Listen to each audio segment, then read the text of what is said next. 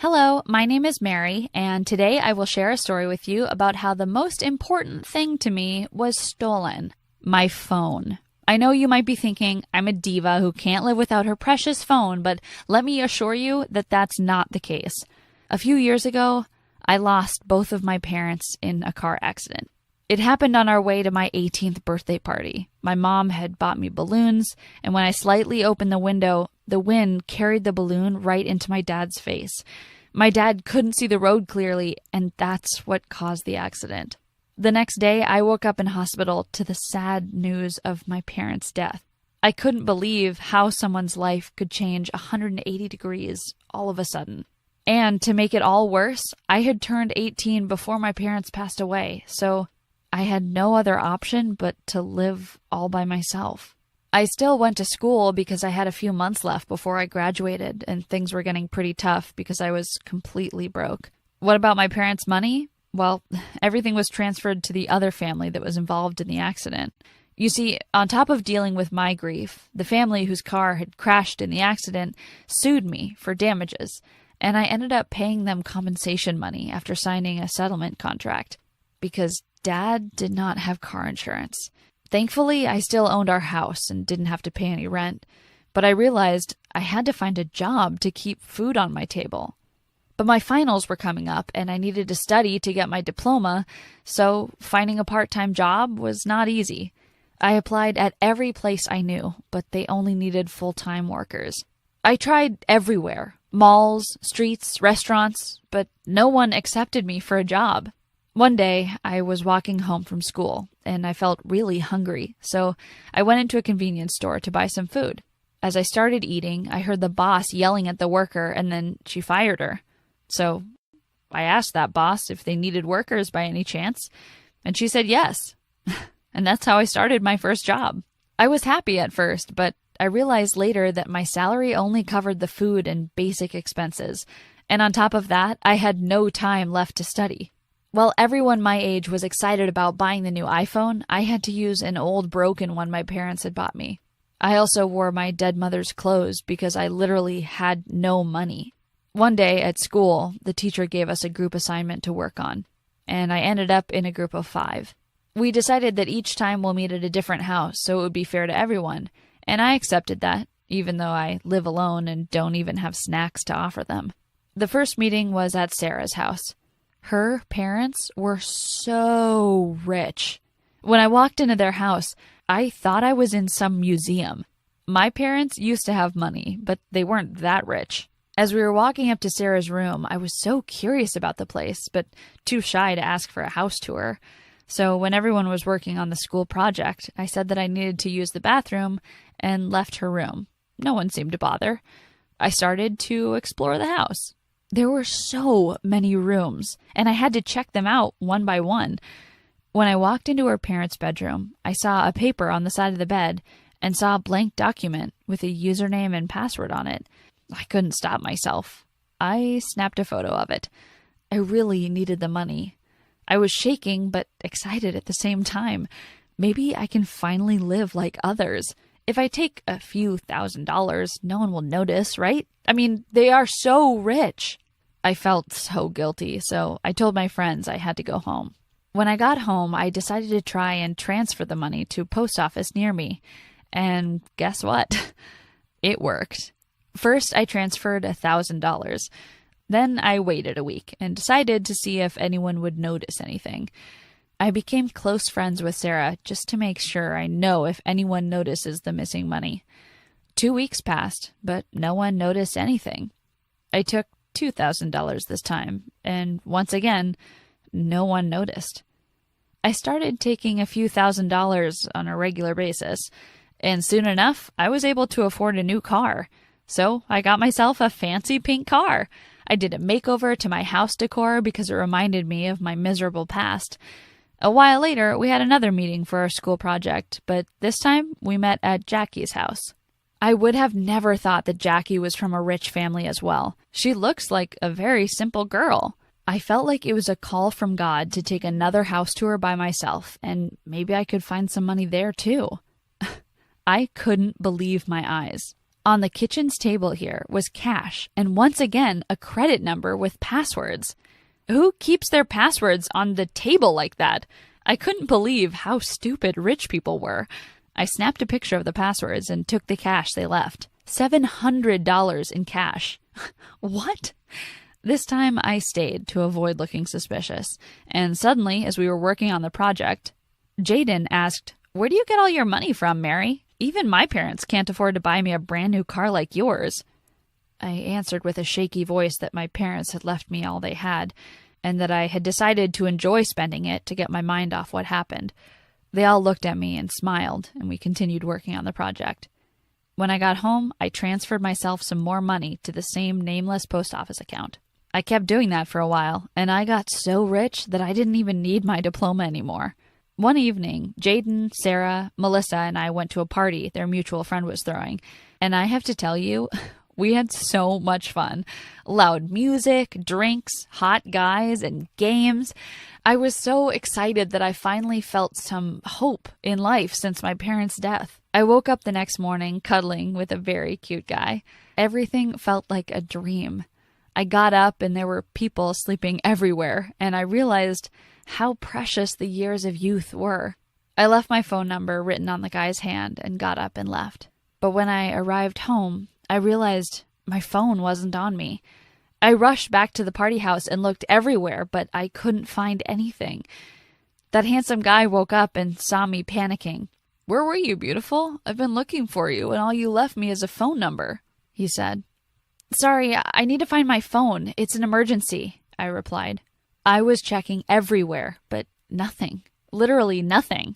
That handsome guy said he'll call my phone so that we can hear where it is, but my phone was turned off. I knew something was weird because my battery is always full. Plus, I had a charging case on it.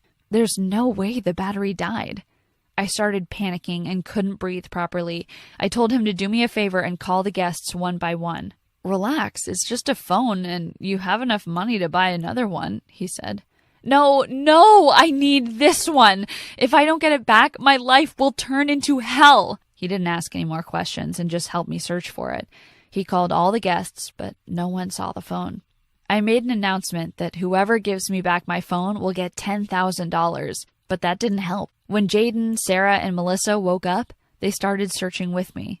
They tried to calm me down by telling me that I can easily afford a new one.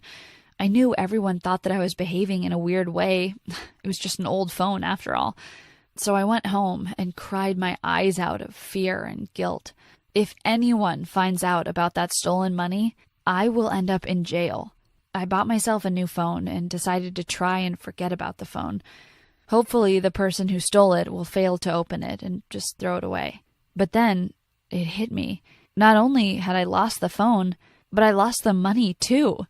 Where will I get money from now, since all the account info and passwords were in it? I decided to visit my rich friends again, hoping that I might find some money here and there. I went back to Sarah's house. I pretended to feel dizzy so that she'd let me stay over, and that's what happened. I stayed over at her house. We watched a movie and painted our nails, and then Sarah fell asleep. I got up and went to her parents' room. Her parents were deep asleep, so I sneaked in quietly, and I managed to get to her father's side of the bed where I found that paper that I saw earlier. I took a picture of it and went back to sleep. The next morning, I woke up to a loud sound of sirens. I was so confused when I realized it's the police. The sound was so close to Sarah's house that it started to freak me out. The police walked in and dragged me right out of bed. "What's happening, Sarah?" I asked her as the police were walking me out, telling me I was under arrest for robbing 2 families. I saw Jaden and his family standing there. Jaden had my old phone in his hand. "Looking for this?" he asked. I was so terrified that I couldn't speak or cry. My life was ruined. They had known all along that I stole their money, so they kept putting the passwords right in front of me as a trap to catch footage of me stealing the money. They also had hidden cameras everywhere after the first time I stole. The officers took me to the police station and told me I have the right to get a lawyer, but I had no idea what to do next. I got a lawyer and told him everything I went through. He felt sorry for me and tried to get me a reduced sentence. And he said while I'm in jail, he'll try to win back the money I lost after my parents' death, He explained that if he was my lawyer back then, none of this would have happened. Also, that my parents' accident was not my fault and I shouldn't have paid anything for it. I spent a few years in prison, and my lawyer visited me on a regular basis. He brought me homemade food his mother prepared, and I started to have feelings for him. In a dark world where I have no one left and where everyone hates me, he gave me a chance to show the good side of me. Every day in prison, I waited for Thursday to come so he can visit me, and he did not miss a day. He always came to cheer me up with good news. I'm 24 now, and I live with this amazing person who got me out of my mess. His name is Jacob, and now we're married. I didn't get my diploma after all, but at least I got a warm home. We moved town so I can start a new life there. Jaden and Sarah's families got all their money back, and I got mine back. The prison was not a fun experience, and I wouldn't wish it upon my worst enemy, but I'm glad it's all over now, and I can live happily ever after with my Prince Charming. I was awake during a robbery. I heard the robber's secret. It was past midnight when I heard a ticking sound. I opened my eyes and stared at the roof to make sure I wasn't imagining things. I held my breath for a moment and listened carefully, and the sound ticked again. OMG, it's a thief! I was alone in the house. My parents were abroad. They were spending 2 weeks in Paris, and I stayed at home because I had school. My granny came to check up on me daily. But now, I'm in big trouble. What the hell am I supposed to do with a thief in the house? I heard his footsteps getting closer to my room. My heart started pounding like crazy. I could feel him pressing the button on the doorknob to open the door. I quickly pulled the blanket over my head and pretended to be dead asleep. I placed my hand on my mouth so I didn't make any sound. The door opened and he switched the light on. I felt his presence in the room. He stood by the door for a few minutes that felt like a lifetime. I was scared that he would come close and find out that I was wide awake, but he didn't. He closed the door and went out. I removed the blanket from my face and took a deep breath. It felt like I was suffocating underwater. My head was spinning from thinking fast. What should I do? I can't let him rob us. It's not that we have that much money anyway. I need to stop him. I took my phone that was on the table next to my bed and I called the police. I told them that I was alone and someone was robbing the house. They told me to stay where I am and wait for them to come. But I couldn't sit still. I needed to see what that man was doing in the house. I got up and carefully tiptoed to the hallway. I heard some noise coming from my parents' bedroom. The door was open and I stood there watching him. I saw his back while he was going through some of Mom's drawers. Then I heard him say, "Don't worry, it's an easy one. The kid is sleeping. I'm taking the jewelry now." What? Yeah, the Smiths are next Sunday. The Smiths? OMG, he's going to rob Lauren's house. Lauren was the head cheerleader, and as all cheerleaders are, she's so hot and beautiful. Her parents are the wealthiest in our town. The combination of these two led her to be a spoiled brat. I had a huge crush on her. All the boys did, actually. But she only dated college boys. High school students were amateurs to her. I took 2 steps backward, and accidentally, I stepped over a shoe that was in the hallway. It made a squeaky sound. I froze for 2 seconds, thinking the thief had heard it. But no. I went to the kitchen to hide, and 10 minutes later, the police arrived. They got into the house, but unfortunately, the thief had already gone after he took Mom's jewelry. I went to school the next day feeling a bit scared. I felt like I was being watched 24/7, but I couldn't let that stop me. I had a mission. I needed to warn Lauren that her house was going to be robbed next. I looked for her, and she was standing with a bunch of her friends. I went over and asked, "Hey Lauren, can I speak with you for a second?" Lauren rolled her eyes and told her girlfriend sarcastically, "Here we go, another stupid fan." And all her friends burst out laughing. Her comment pissed me off. All I wanted to do was warn her, but with that attitude? I couldn't care less if the thief robbed her as well. What a mean person she is. I looked at her fiercely and said, "You know what? Never mind." I left her and headed to my English class. I was thinking of telling the police, but there's a possibility that the thief finds out it was me. It would not take him long before he concludes that I was awake during the robbery. He'll come after me. No, that wasn't a good idea. For the next few days, I kept trying to talk to Lauren, but she always made fun of me saying, "Oh, look at the stalker. He can't keep away." Gosh, she's so full of herself. Sunday came and I was too nervous. I couldn't sleep knowing that someone was planning to rob Lauren, so I decided to go observe and call the police when the thief tries to break into her house. Around midnight, I went to Lauren's house wearing all black from head to toe. I climbed the tree and sat there waiting, but suddenly one of the rooms lit up. I looked closely. It was Lauren. She was going out of the bathroom wearing her PJs. My God, she looks gorgeous even without any makeup on. But that's not important. The thief was coming any minute, and he might harm her if she finds that she's still awake. I took out my phone to send her a message. I DM'd her over Instagram, but she instantly blocked me. So I did the next obvious thing. I climbed to her room and knocked on her window.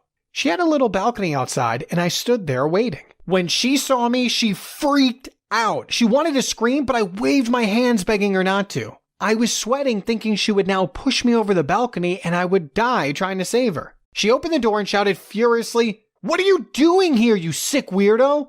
I don't want to date you or have anything to do with you. Don't you get it?" I yelled back, "First, I don't even like you, and second, I'm trying to save your life." She stared at me for a few moments and asked, "What do you mean?" And I told her the story.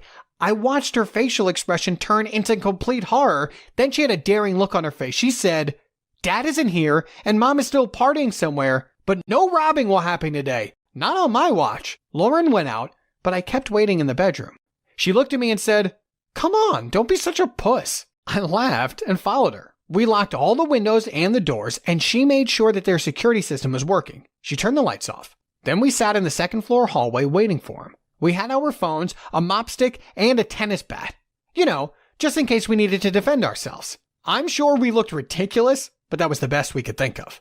We both were nervous, but Lauren said, "This is so thrilling. I can feel the adrenaline going through my veins." I laughed, and we started talking. To my surprise, Lauren was actually smart and funny. We talked so much to the point that we forgot what we were doing. I told her, "You know, you have a different personality than the one you show at school." She laughed and said, "Oh, that's a long story." Then suddenly, we heard some noise coming from the kitchen. Lauren whispered, "Oh no, they must have gotten in from the kitchen's back door." We stood there feeling anxious. Our hearts were beating so hard to the point I felt they were about to get out of our chest. We heard some footsteps and 2 ticking sounds. Then the kitchen door opened and a man wearing a mask walked out. He was carrying a bag. I reached for my phone to call the police when Lauren stopped me. I whispered, "Are you crazy?" But Lauren kept looking at the man who heard us and started climbing the stairs to see who's there. We freaked out and quietly opened the door next to us and went there. It was a storage room full of old dusty things. There wasn't much space. Lauren and I stood across from each other. We were staring at each other's eyes, and believe it or not, all I wanted to do was kiss her. After all, that was my first and probably the last time I'll ever be that close to her. Then we heard his footsteps again. This time he was going downstairs. I sighed deeply. Thank God. But Lauren said abruptly, "He's going for the painting! The $1 million painting!" I choked up when she said that. They decorate their house with money? How rich are they? Lauren got out of the room and went downstairs. I was about to go nuts. Why is she risking herself like that? "Lauren, get back here, you idiot!" But she kept following the thief to the living room, and I followed her. I'm the crazy one for doing what she says in the first place. We were looking carefully at the thief while he was trying to take off the painting. But Lauren said loudly, "Is that you, Mr. Davis?" I panicked. "It's over. We are dead. What are you doing?" But surprisingly, the thief froze for a whole minute. I took out my phone and turned the flashlight on. I looked carefully, and OMG, the figure really resembled Mr. Davis, our school janitor. Lauren turned the lights on. The thief turned around and took off his mask, and really it was Mr. Davis, the old man who all pupils love and adore for his smile and kindness. "Why are you doing this?" Lauren asked. Mr. Davis started to weep. He was shaking and said, "I need money for my daughter's surgery. She has cancer." Then he continued explaining that the medical expenses are too expensive that his family cannot afford. When he overheard me saying that my parents were away and heard Lauren speaking with her girlfriends telling them about the painting, he decided to rob the houses to get the money he needed. "I already lost my son 10 years ago for a car accident. I can't lose my daughter now." Then he sat on the floor feeling hopeless. We felt sorry for him. Losing a child is the worst thing anyone could ever experience. Then, out of nowhere, we heard police sirens outside. Lauren's mom called the police when she checked her phone and saw the cameras. The police took Mr. Davis, who was really scared and feeling guilty, and I had to go home. The next day at school, Lauren came rushing to talk to me. "Robin, we need to do something about Mr. Davis's daughter." I smiled and said, "I know exactly what to do."